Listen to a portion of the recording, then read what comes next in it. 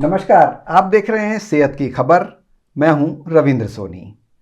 यह बुलेटिन स्वास्थ्य जगत की उन खबरों पर केंद्रित है जिनका असर सीधे आम लोगों, मरीजों और परिवार पर पड़ता है।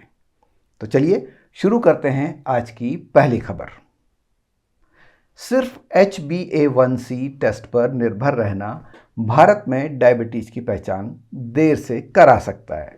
जी हाँ, भारत केंद्रित एक महत्वपूर्ण अध्ययन और उस पर आधारित हालिया रिपोर्ट में यह चेतावनी दी गई है कि डायबिटीज़ की पहचान के लिए केवल HbA1c टेस्ट पर निर्भर रहना कई मामलों में भ्रामक हो सकता है। शोधकर्ताओं ने बताया है कि भारत जैसे देशों में एनीमिया और अन्य रक्त संबंधी स्थितियां HbA1c की रीडिंग को प्रभावित कर सकती हैं, जिससे डायबिटीज़ की पहचान कई वर्षों तक टल सकती है या वास्तविक स्थिति से कम या अधिक दिखाई दे सकती है।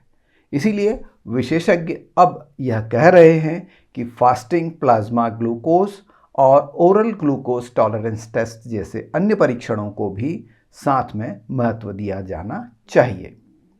इस खबर की अहमियत इसलिए भी है क्योंकि भारत पहले से ही बहुत बड़ी डायबिटीज़ आबादी वाला देश है और अगर जांच की पद्धति ही अधूरी हो तो लाखों लोग समय पर निदान से वंचित हो सकते हैं।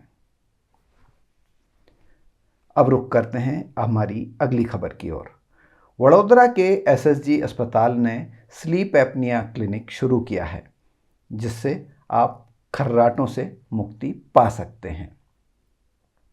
हम यह कहना चाह रहे हैं कि खर्राटों को हल्के में ना लें। डॉक्टरों ने साफ कहा है कि खर्राटे हमेशा सामान्य नहीं होते। कई बार यह स्लीप एपनिया का संकेत भी होते हैं, जिसमें नींद के दौरान सांस बार बार रुकती है। यह समस्या लंबे समय तक अनदेखी रहे तो high blood pressure, heart disease, stroke, type 2 diabetes और दिन में अत्यधिक नींद आने जैसी समस्याएं बढ़ सकती हैं। रिपोर्ट के मुताबिक भारत में इस बीमारी से प्रभावित लोगों की संख्या बहुत बड़ी हो सकती है, लेकिन बहुत से मामले जांच के अभाव में और जागरूकता की कमी के कारण सामने ही नहीं आते। आम दर्शकों के लिए यह खबर इसलिए महत्वपूर्ण है क्योंकि बहुत से लोग खर्राटों को मजाक या साधारण परेशानी मानते हैं, जबकि यह गंभीर स्वास्थ्य संकेत भी हो सकता है। अब रुक करते हैं हमारी तीसरी खबर की ओर। कम नींद और खराब नींद की गुणवत्ता शरीर के कई तंत्रों को प्रभावित करती है। जी हाँ, हालिया स्वास्थ्य चर्चाओं और अस्पताल आधारित रिपोर्टों में नींद को फिर से एक बड़े सार्वजनिक स्वास्थ्य मुद्दे के रूप में सामने लाया गया है।